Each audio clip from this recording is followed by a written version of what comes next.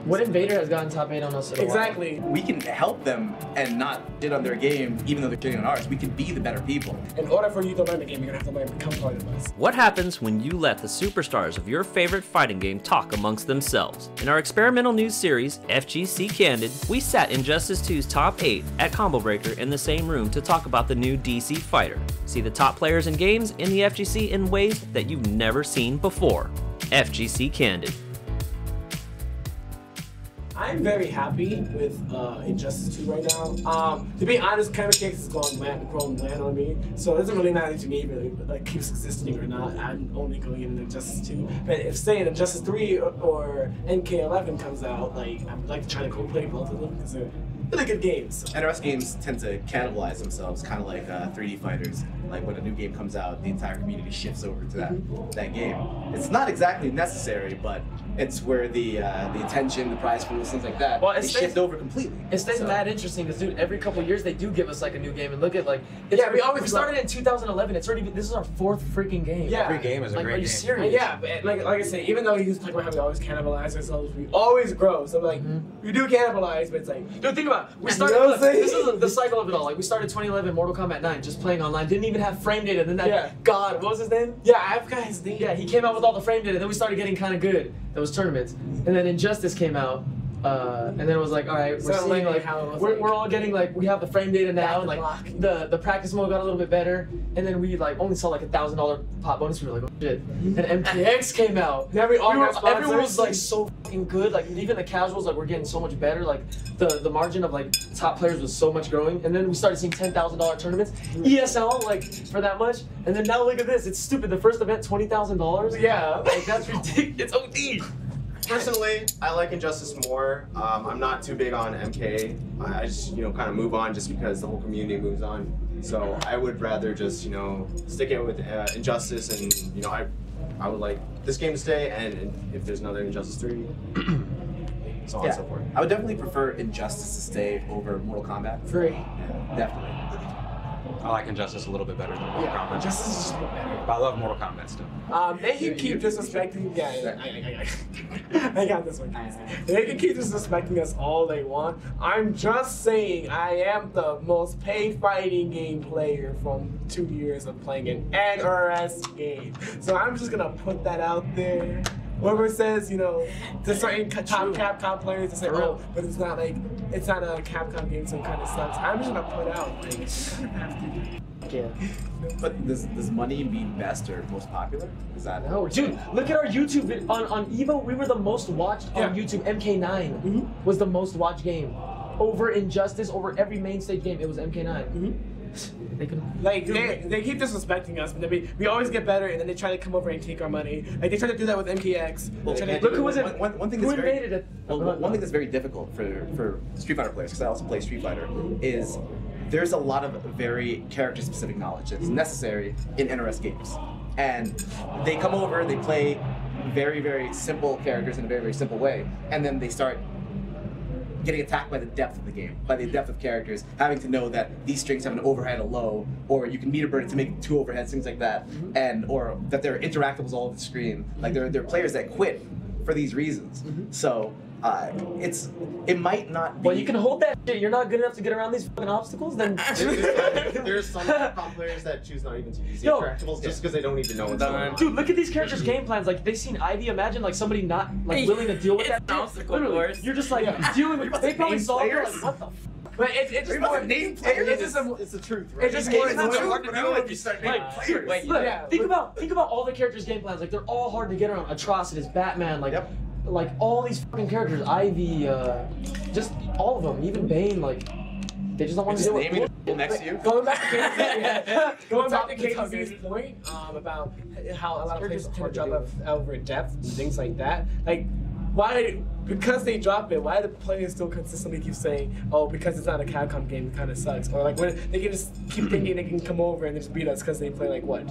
A game tagged by Capcom. What invader has gotten top 8 on us in a while? Like the last time they've ever like made like Capcom players that like strict Capcom players that were like, oh yeah, we're just gonna come over and take your money. That happened like the first Evo of Injustice won, and then that was the last time it ever happened. I'd like to add that Toryukin last week, no Capcom players even made top 8, and that was Justin Wong and Flux came. And yeah, we got all NRS, even guys that hadn't really done much in the past Mortal Kombat, but this game made top 8. So like, trust Capcom players. They're gonna have to learn our game with us, all right? If you want to beat us. Exactly. You're not gonna come over and take it. And I was just like K Brad and them were telling me, and they want to learn, but dude, they would never be able to just figure it out on their own. Like, it's just not like how on the level, It just is a different fucking game. They'll be outside. If we chose to keep them outside, we could honestly keep the Capcom players out of the money forever. If we never trained with them, they would never beat us for real. Not in these. They have to give it their all. They have to give it their all. Games.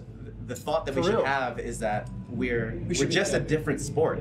It's like saying that football is more popular than basketball or something like that, and they think that they can come and just play and win it. But we can help them and not shit on their game, even though they're shitting on ours. We can be the better people because we want to see our team grow. And the only way to do that is to welcome people, not be defensive immediately and immediately push people away. Like, if you guys had pushed me away, I came from 3D and Street Fighter. I came from Soul Calibur, I came from Street Fighter, but you guys welcomed me immediately, and that's what I loved about the community. So no, and that's the thing. We're always welcoming about players coming over to play our game. We're just not when players come over and just completely shitting on us and they take away the game on their like Slayers. Worrying about that point about a lot of Capcom players just come over and say they're gonna take our game and try to learn it on their own. That's not gonna work. I even when I'm popping off on Twitter, I even said, in order for you to learn the game, you're gonna have to learn to become part of us. I'm just gonna say NRS games are the best looking by far, in my opinion. Look at MKX. You can see the sweat on people's faces. It's so realistic. And in no specific order, it's Batman, Aquaman, Black Adam, Deadshot, Atrocitus, Superman. Yeah, I agree with that. For me, if there was an order, it would be Black Adam, Aquaman, Deadshot, and then I'd be Superman, then Batman, and then Atrocitus. I still think Batman is better than Atrocitus. It's just Atrocitus lives and dies by a mix-up. I mean, it's short, it's cheap, does. But he can just make it safe. He doesn't have to. No, he does. If he ever low pedals, he dies. But he can keep it. He doesn't have to mix. Yeah, he never has to mix. Exactly. Don't get me wrong. I think there's 5 characters in top. There's 6 characters in top 5, but yeah, good one. Yeah. I think Biohazard is complaining about the Atrocitus because he lost from me. No, he only beat you. To be fair, he is the only kid that goes neutral. And he didn't say shit about his Bane. What is there to say? What is there to say? Give me. Let's stop playing neutral. Tell me. What is there to talk about Bane?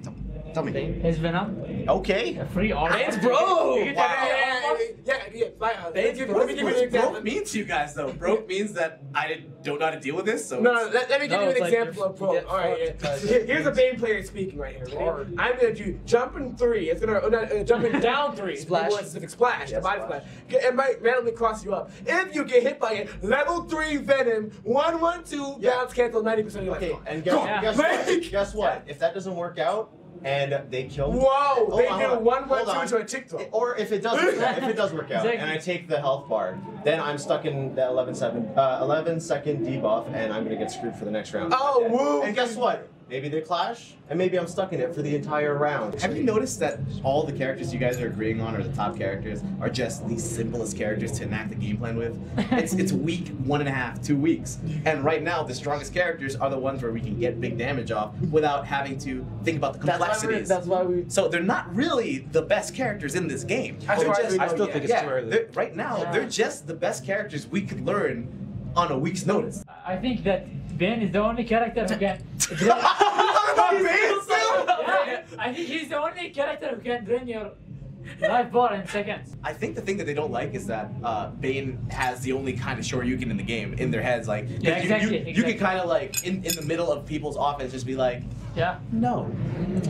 But it's a good thing. None of my shit is punishable, so that's really good. That none of it is punishable. There's no recovery in his command grab. I know. But I love the way he talks. For some reason, when you do a button and then you do a command throw and somebody reads it and they jump, they can recover in time to. I fucking hate that moment. So listen, Scarecrow is I don't understand. Listen, no other Scarecrow fighting busted. game. I play like 10 of them. No other fighting game is okay. Well, I mean, there's only like one fighting game or two have like unblockable command grab setups. Okay. Yo, There's, like like, Scarecrow, never a he does command plus and then he does like down one command grab, right? Yeah. You jump in, you can't punish, you back three, he recovers in time. Like, it hits you, he's safe. If it anti-airs you, it combos you. Like, Now, Black no Adam bad. full combo punch. Yeah, he can mute some dice. But then what happens when he does down one into?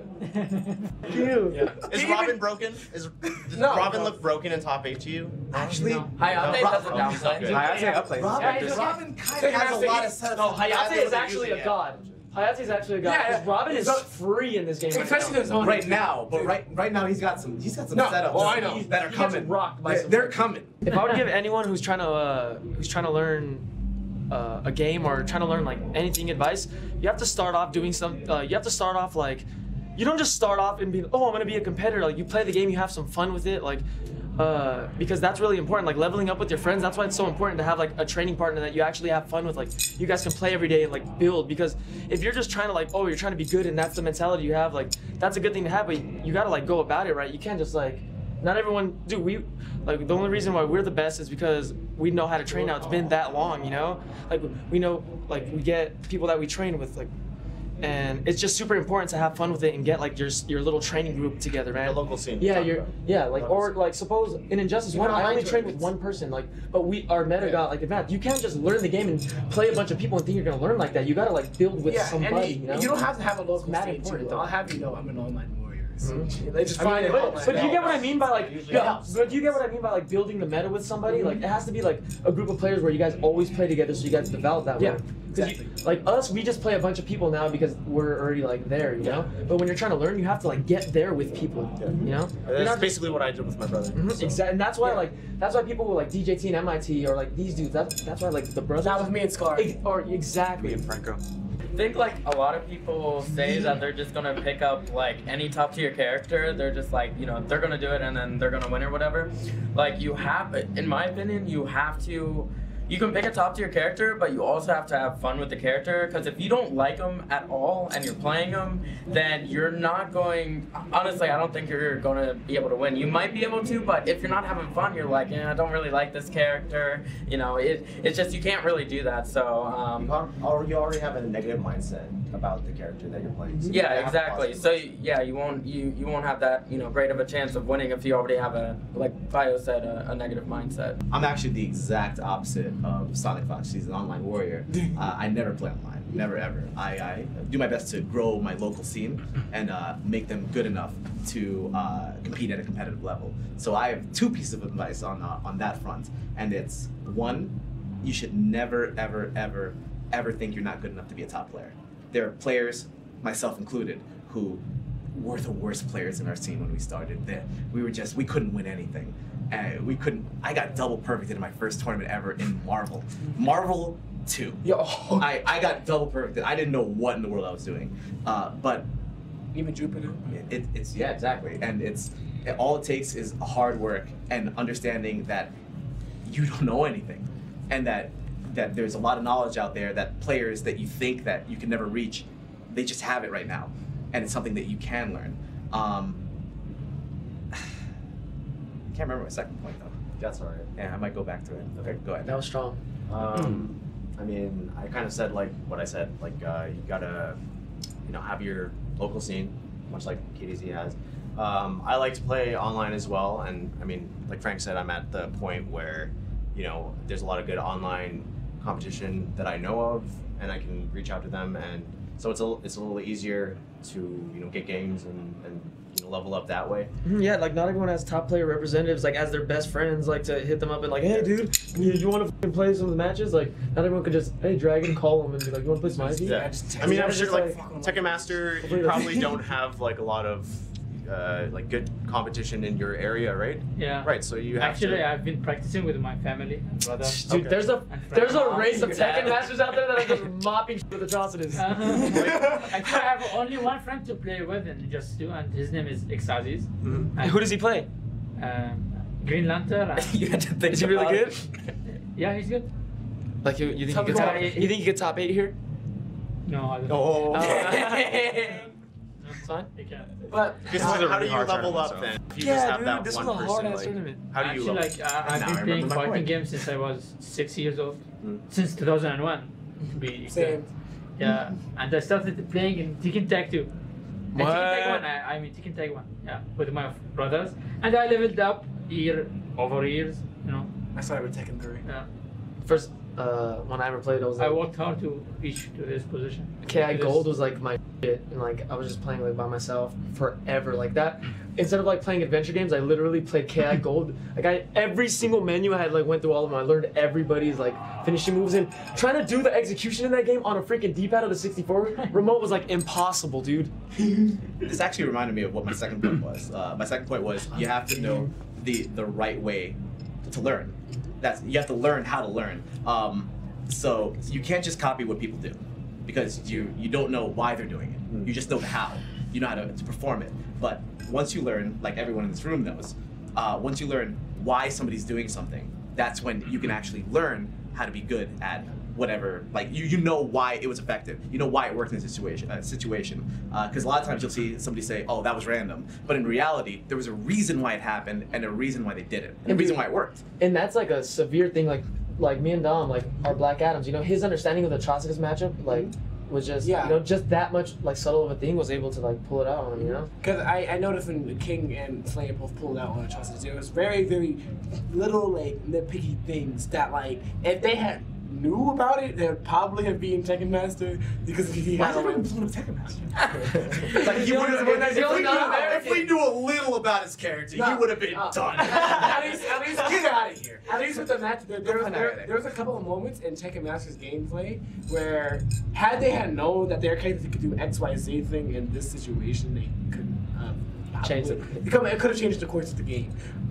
So with me, I learned Black Cam just to fight Atrocitus, by the way. It's like definitely Atrocitus. But you did forward 2 low puddle on me. I hate you. I told myself every time I block that forward 2, I'm just gonna block down right away. I even told you, remember, like I'm always gonna block it down. And he's processing this information. He's remembering it in the future. Yeah, I was gonna do forward 2, forward meter bird. So in my gameplay versus Tekken Masters, they were like the little things that he got away with against him didn't work against me, and because of Atrocitus has a very, very low defense, he gets hit and he loses 60% of his life like, instantly, and it's like, yeah, you won't do that again, and things like that. So it's very important. Defense health doesn't really change anything. Everybody has the same health except Dark Side. Huh? Everybody has roughly the same health except Dark Side. Effective health. Yeah. King, what advice do you give to these players trying to come up? So I've been competing for about 5 years, but I even started doing something new this year. Actually, I take every character in training mode and I write notes down on them, like what's their fastest overhead, what's their fastest You got a bingo book? Yeah. Well, I just write it in my phone, you know. Bingo book. God, you people who own the game have it all. It really helps out a lot. Like a broken phone. Sorry. Right before a tournament match, like if I know a character my opponent's gonna play, I can just look up in my phone real quick and see the notes that I have. And it's been helping me a lot, actually. I do the same actually. Infiltration did that too. That would need one. It's a good strategy actually to apply in tournaments. I think so, for sure. To add one more point from like way back, experience is also extremely important. Like if you're a player that's just now starting off with competing, you definitely need to go to the tournament. You definitely need to go lose, and you definitely need to learn why you lost. And then when you know why you lost, like, then you can start on that level of getting better. Like when I was in my panel about 2 days ago, I was explaining to people that like if you lose and you go like, oh, it was their character, I didn't really outplay me, or things like that, you'll never understand why you lost. You're doomed to keep losing the same way over and over and over. Unless it was your last Mortal Kombat level. Definitely MPX. We're not gonna talk about MPX though, but you're doomed to keep losing to the same way over and over and over again. If you, as a player, you can never improve or learn why. When you lose, never say, I couldn't have done anything about that. Yeah. Because there was always something you could have done. Even if it was 20 seconds earlier where you allowed them to get this much meter, so now you're in a bad position. There was something you could have done, and there was a way you could have improved. So never get into that mindset. But like, in order to first learn like about that kind of things, you need to actually go to the tournaments. Like, don't ever say you're like, if you're just starting up, don't ever say, oh, you're not good enough to go to a tournament. No, go to a tournament, learn the experience, know what it's like, and then come back stronger. That's it. Yeah, casual 1,000 matches that you can in the casual stations. Yeah. Lose to everybody. Lose to as many people as you can, and come back stronger.